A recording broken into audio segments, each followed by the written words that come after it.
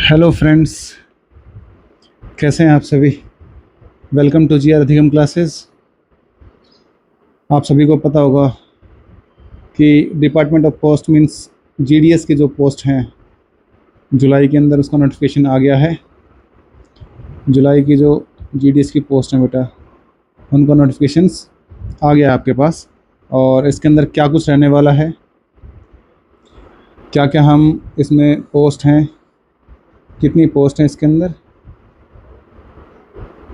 और क्या उसकी एज रहने वाली है, क्या क्वालिफ़िकेशंस जो है आपकी 10th क्लास है या 12th क्लास है। और बाकी आप सभी को पता ही होगा कि एज और 10th क्लास के अंदर वैसे आप सभी को पता ही होगा कि जीडीएस के जो फॉर्म होते हैं उसके अंदर हमेशा 10th क्लास ही मांगते हैं। तो क्या कुछ रहने वाला है आइए देखते हैं इसके अंदर। कब से एप्लीकेशन स्टार्ट हो रहे हैं आपको जो एप्लीकेशन है बेटा 15 जुलाई मीन्स अभी जो 15 आपकी आएगी उससे आपके स्टार्ट हो जाएंगे। आज से स्टार्ट हो गए हैं बेटा ये, ठीक है ना। 15 से स्टार्ट हो गए हैं और लास्ट डेट जो है आपकी 5 अगस्त तक रहेगी। 5 अगस्त तक आप लोग इसमें फॉर्म अप्लाई कर सकते हैं। अगर मैं फ़ीस की बात करूँ यहाँ पर तो फ़ीस जो है आपकी बेटा 100 रुपीज़ रहने वाली है जनरल और ओबीसी स्टूडेंट्स के लिए। और SC ST और फिज़िकली हैंडीकैप जो हैं, शेड्यूल कास्ट, शेड्यूल ट्राइब्स और फिज़िकली हैंडीकैप जो स्टूडेंट्स हैं, एस्पिरेंट्स हैं, उनके लिए ज़ीरो फीस रहेगी। और फीमेल कैटेगरी के लिए ऑल फीमेल कैटेगरी का भी ज़ीरो है बेटा, फीमेल कैटेगरी के लिए भी ज़ीरो फीस रहेगी। इसके अलावा अगर हम बात करें, करेक्शन डेट अभी नहीं आई है आपकी। Correction date as per schedule means जो आपकी करेक्शन डेट है वो फॉर्म भरने के बाद आपकी आएगी। 2 दिन का टाइम आपको मिल जाएगा। और आप सभी को पता होगा इसके अंदर कि इसमें टेस्ट नहीं होता है, ये मेरिट बेस्ड आपका जो फॉर्म है 10th क्लास के अंदर जितने आपके मार्क्स आए थे, 10th क्लास के जो मार्क्स थे आपके उनके ऊपर बेस्ड होता है। और ये जो मेरिट लिस्ट बनती है इसकी मेरिट लिस्ट जो बनती है बेटा ये बनती है आपके 10th के मार्क्स के हिसाब से। इसके अंदर अगर हम बात करें कि क्या क्या एज क्राइटेरिया है इसका, तो मिनिमम एज जो है आपकी 18 ईयर्स होनी चाहिए। मिनिमम एज जो है आपकी 18 ईयर्स होनी चाहिए और मैक्सिमम एज जो है 40 ईयर्स। उसके अलावा जो रिलैक्सेशन है गवर्नमेंट के द्वारा, जो रिलैक्सेशन दिया जाता है उस हिसाब से, जैसे ओबीसी कैंडिडेट्स हैं उनको 3 ईयर्स का दिया जाता है, ओबीसी के लिए 3 ईयर्स का होता है। और SC ST के लिए आई थिंक 5 ईयर्स का होता है। तो वो रिलैक्सेशन सभी बच्चों के लिए रहेगा जो जो इस कैटेगरी के अंदर अप्लाई करते हैं। उसके अलावा अगर हम पोस्ट की बात करें, अब की बार पोस्ट बहुत ज़्यादा होने वाली है। 44,228 पोस्ट हैं, 44,228 पोस्ट हैं बेटा। तो पोस्ट की कोई कमी नहीं है आपके पास। जितने ज़्यादा बच्चे इसमें एलिजिबल होंगे वो आप सब भर सकते हैं इसके अंदर। इसके अंदर क्या क्या रिक्वायरमेंट, एलिजिबिलिटी क्या क्या है आपकी, उसके अंदर आप सबसे पहले 10th क्लास जो है आपकी, आप 10th क्लास पास आउट होने चाहिए। उसके बाद 10th में जो सब्जेक्ट्स हैं आपके मैथ्स और इंग्लिश, मैथ्स एंड इंग्लिश जो है 10th क्लास में कंपलसरी है। उसके बाद नो द लोकल लैंग्वेज, कि जो आपकी लोकल लैंग्वेज है वहाँ की आपको उसके बारे में नॉलेज होना चाहिए। मान लीजिए आप बंगाल स्टेट के लिए भर रहे हैं और आपको बांग्ला नहीं आती है तो आप उधर का ना भरें, आप उन्हीं स्टेट्स के भरें जो आपको आते हैं या जो आपको पता है उस स्टेट्स के बारे में, ठीक है। उसके अलावा जो है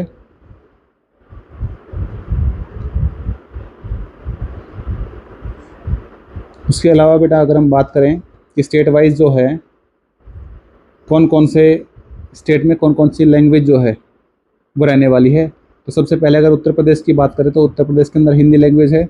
इसी तरीके से उत्तराखंड में हिंदी लैंग्वेज है। हिंदी भाषी जो क्षेत्र हैं बिहार, इसमें कॉमन लैंग्वेज हिंदी दी हुई है आपको। छत्तीसगढ़ में भी ऐसे ही हिंदी दी हुई है।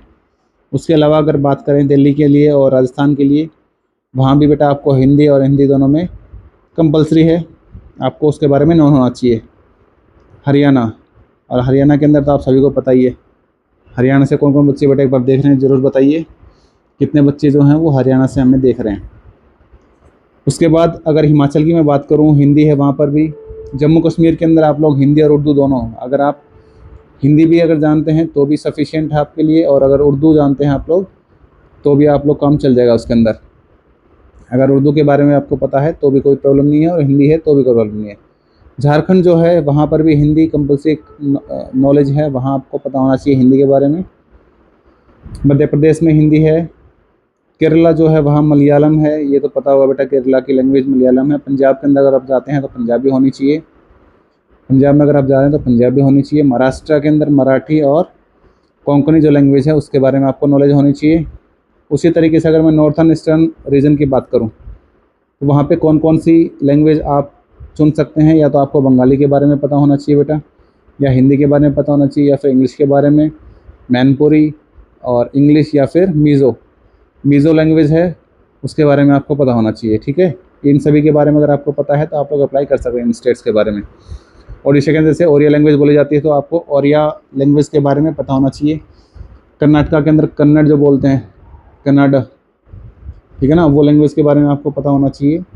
उसके अलावा अगर मैं बात करूँ तमिलनाडु की, तो तमिल आपको वहाँ पता होनी चाहिए कि तमिल लैंग्वेज, ठीक है। उसके बाद तेलंगाना की अगर बात करें तो तेलुगु लैंग्वेज के बारे में आपको पता होना चाहिए बेटा।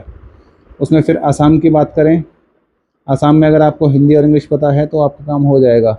और बाकी ये बांग्ला जो है, बंगाली, असमिया, और ये जो दो लैंग्वेज हैं बोडो और आसामीसी, ये लैंग्वेज अगर आप इन सभी लैंग्वेज में से, अगर इन सभी लैंग्वेज में से आपको कोई भी एक या दो लैंग्वेज आती हैं तो आपका काम हो जाएगा, उसमें आप लोग अप्लाई कर सकते हैं वहाँ के लिए।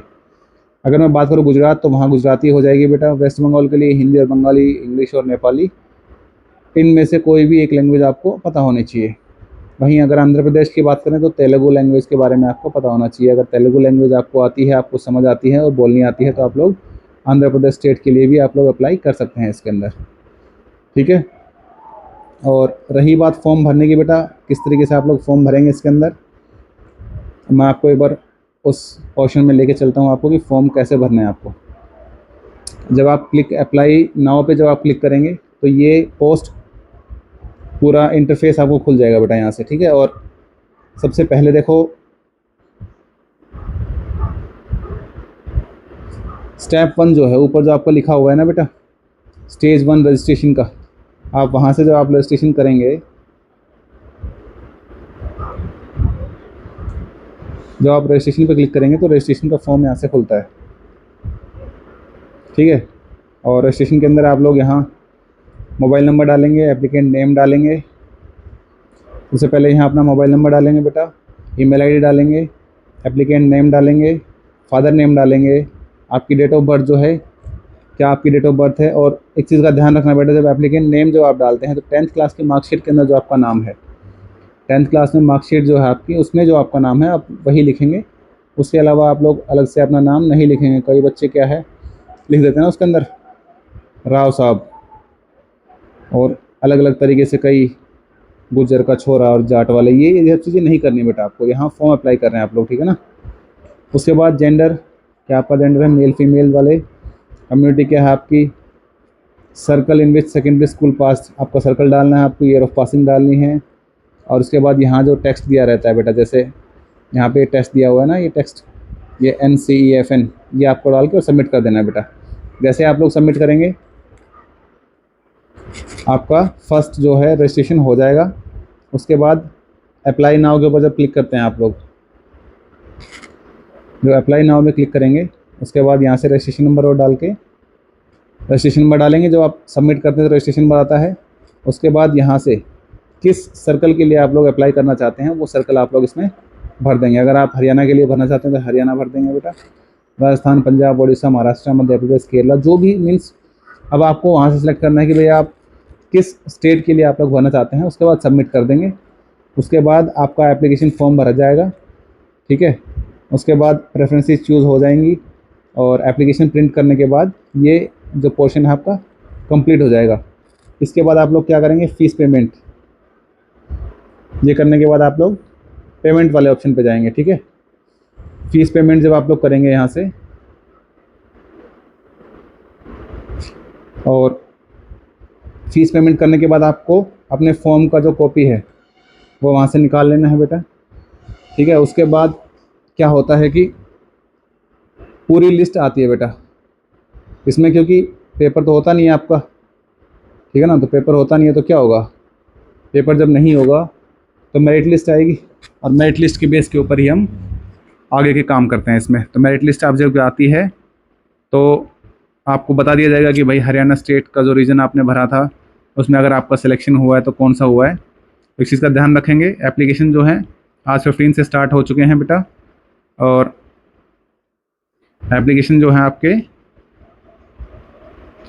15 जुलाई 24 से स्टार्ट हो गए हैं, और लास्ट डेट जो है आपकी 5 अगस्त, और लास्ट डेट जो आपकी रहने वाली है 4 अगस्त या 5 अगस्त, 5 अगस्त है बेटा। तो 5 अगस्त आपकी लास्ट डेट है। तो सभी बच्चे इस फॉर्म को भर लीजिए बेटा, जो 10th क्लास के बाद अपने गवर्नमेंट जॉब के लिए तैयारी कर रहे हैं, मीन्स 10th क्लास में जिनके बच्चों के अच्छे मार्क्स आए हैं, अच्छे परसेंटेज आए हैं, क्योंकि मेरिट बेस्ड जॉब है आपकी ये। तो अगर आपके 10th के अंदर 96-97% आए हैं तो आप लोग वेल एंड गुड है। 95 प्लस भी जो बच्चे हैं उन वो भी अपने फॉर्म को ज़रूर भर लें। नहीं पता लगता बेटा मेरिट लिस्ट कहाँ चली जाती है, कहाँ तक रहती है, ठीक है ना। तो ये आप लोग ज़रूर भरें। और इसका सिलेबस कुछ बताने की ज़रूरत है नहीं, क्योंकि टेस्ट होने नहीं वाला है आपका, सीधा मेरिट बेस्ड ये आपका एग्ज़ाम रहने वाला है। और आज इतना ही है बेटा। और जो भी नए बच्चे जुड़ रहे हैं इसके अंदर, चैनल को सब्सक्राइब ज़रूर कर लेना, फॉलो कर लेना, ताकि आने वाली अपडेट आपको